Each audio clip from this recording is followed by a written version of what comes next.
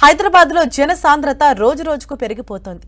జనసాంద్రత విషయంలో ఏకంగా దేశ రాజధాని ఢిల్లీని హైదరాబాద్ వెనక్కి నెట్టేసింది.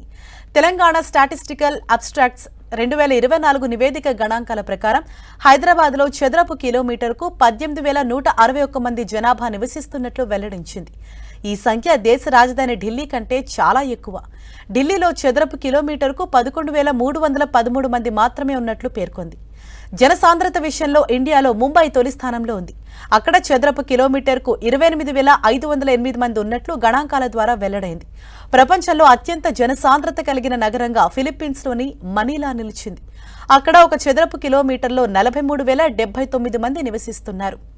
పెరుగుతున్న పట్టణీకరణతో తెలంగాణలోని వివిధ ప్రాంతాల నుంచే కాకుండా వివిధ రాష్ట్రాల నుంచి వచ్చే వారితో హైదరాబాద్ నిండిపోతోంది. రాబోయే రోజుల్లో ఇది మరింత పెరగనుంది. అయితే వేగవంతమైన పట్టణీకరణ ఓ సవాల్ లాంటిదేనంటున్నారు నిపుణులు. అది రెండు వైపులా పదునున్న కత్తి లాంటిదని చెబుతున్నారు. జనాభా పెరుగుదలతో ఓవైపు నగరం వృద్ధి పదంలోకి వెళ్తున్నా అదే సమయంలో అందుకు అవసరమైన మౌలిక సదుపాయాలు కల్పించడం ప్రభుత్వానికి శక్తికి మించిన పని అంటున్నారు. పెరుగుతున్న జనాభా, మౌలిక సదుపాయాలు, ప్రజాసేవలు, ఇండ్ల నిర్మాణంపై ఒత్తిడిని పెంచుతాయని చెబుతున్నారు. మరోవైపు జనసాంద్రత ఆందోళన చెందే స్థాయిలో పెరుగుతోందంటున్న తాజా నివేదికలు వృద్ధుల జనాభా 80% పెరిగే అవకాశాలున్నాయని చెబుతున్నాయి. వృద్ధుల సంఖ్య గణనీయంగా పెరగనుందన్న అంచనాలు, యువ జనాభా తగ్గుదల ఉండనున్నట్లు నివేదికలు చెబుతుండడం ఆందోళన కలిగిస్తోంది.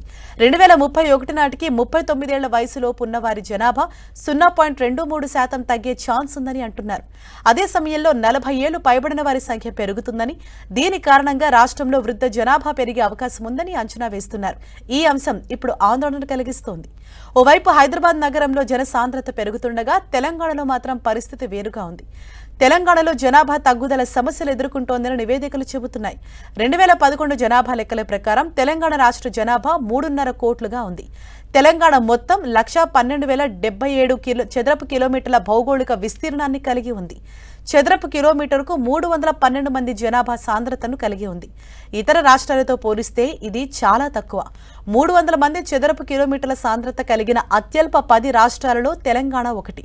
జనాభా ఒత్తిడి ఎక్కువగా ఉన్న బీహార్ లేదా పశ్చిమ బెంగాల్ వంటి రాష్ట్రాలతో పోలిస్తే ఇది చాలా తక్కువ.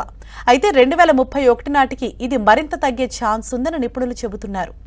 2031 నాటికి తెలంగాణ జనాభా 3,92,00,000కు చేరుకుంటుందని అంచనా వేయబడింది. అయితే జాతీయ జనాభా వాటాలో స్వల్ప తగ్గుదలను సూచిస్తోంది. 2021లో 2.77% ఉన్న జనాభా 2031లో 2.66%కి తగ్గుతుందని నివేదికలు చెబుతున్నాయి. ప్రత్యేకించి 5 ఏళ్ల లోపు పిల్లల జనాభా 21% తగ్గనుంది. అయితే 60 ఏళ్లకు పైబడిన వృద్ధుల జనాభా 60% పైగా పెరుగుతుందట. ఈ జనాభా మార్పు చాలా తీవ్ర పరిణామాలకు దారితీస్తుంది. తెలంగాణ జనాభాలో ఈ మార్పులు కీలక పరిణామాలకు దారితీస్తాయని నిపుణులు చెబుతున్నారు.